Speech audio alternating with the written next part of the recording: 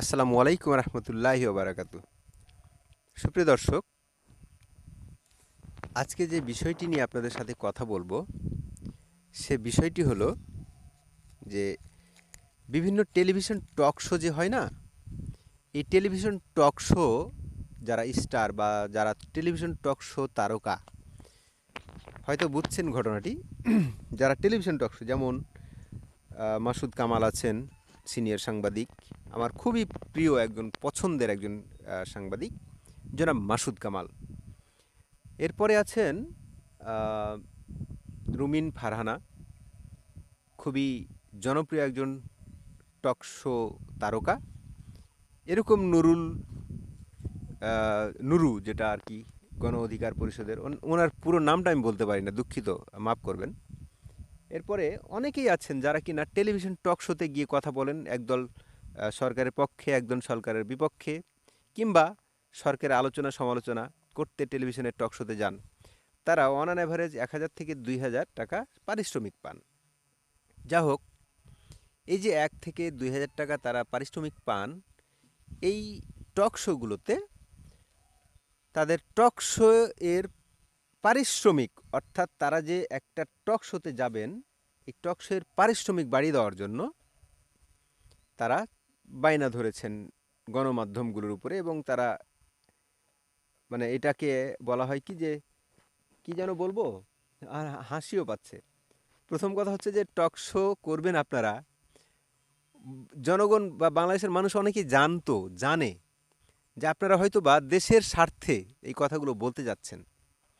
আপনারা একটা টেলিভিশন টক শোতে যাচ্ছেন, আপনারা হয়তো দেশের স্বার্থে যাচ্ছেন। হ্যাঁ, এখানে কথা আসতে পারে যে তাহলে আপনারা কী খেয়ে বাঁচবেন। আপনারা সাংবাদিকতা করেন, আপনারা নিজস্বতা থাকবে, আপনারা কোনো সংবাদপত্রে, সংবাদ মাধ্যমে আপনারা চাকরি করবেন।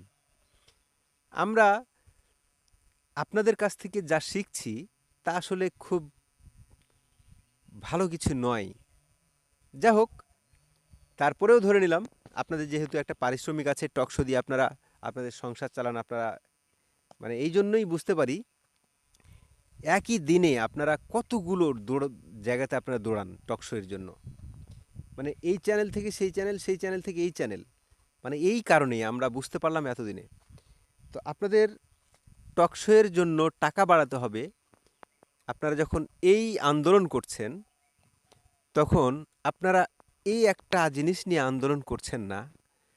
খুবই মর্মান্তিক একটা বিষয়, খুবই করুণ একটা বিষয় যে বাংলাদেশে যে জঙ্গিবাদের উত্থান, এটা নিয়ে আপনারা কেউ ভালোভাবে কথা বলছেন না। কেউ কেউ কথা বলছেন, কিন্তু মিউ মিউ করে। যেভাবে কথা বলা উচিত, এই যে তৌহিদি জনতার ব্যানারে নাট্য উৎসব বন্ধ করা হচ্ছে নারী ফুটবল, বন্ধ করা হচ্ছে বইমেলায় বইয়ের স্টল, এই তৌহিদি জনতা বন্ধ করছে।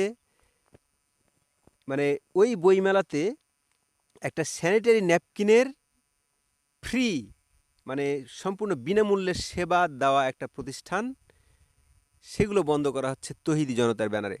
এদেরকে আপনারা সরাসরি সন্ত্রাস বলতে পারছেন না, ডেভিল বলতে পারছেন না, সরকারকে সবাই মিলে একসাথে আপনারা স্মারকলিপি দিতে পারছেন না। আপনারা গিয়েছেন হচ্ছে নিজেদের আখের বা নিজেদের পারিশ্রমিক বাড়ানোর জন্য আপনারা গেছেন আন্দোলন করতে। হাস্যকর একটা বিষয়। হ্যাঁ, আপনারা পারিশ্রমিক ২০,০০০, ১,০০,০০০ টাকা নেন, কোনো সমস্যা নাই। আমার প্রশ্ন হলো, যেখানে আপনারা ফান্ডামেন্টাল বিষয়গুলো নিয়ে কথা বলার গাটস রাখেন না, কিসের জন্য আপনারা পারিশ্রমিক বাড়াবেন? আপনারা যেসব বিষয়গুলো নিয়ে আপনারা কথা বলতে সরকারের বিরুদ্ধে আপনারা এখন পর্যন্ত মিউ আপনাদের বাক স্বাধীনতা আছে কিনা, যদি না থাকে সে কথাটাও প্রকাশ করেন আপনারা, যে আমাদের ভাই বাক স্বাধীনতা নাই, আমাদের হাত পা বাঁধা, এই কথাটাও প্রকাশ করেন না। করবেন না আপনারা।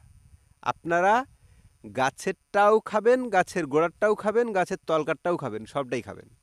কথায় বলো এটা আর কি, যে গাছেরটাও খাবেন, গাছের গোড়ারটাও খাবেন।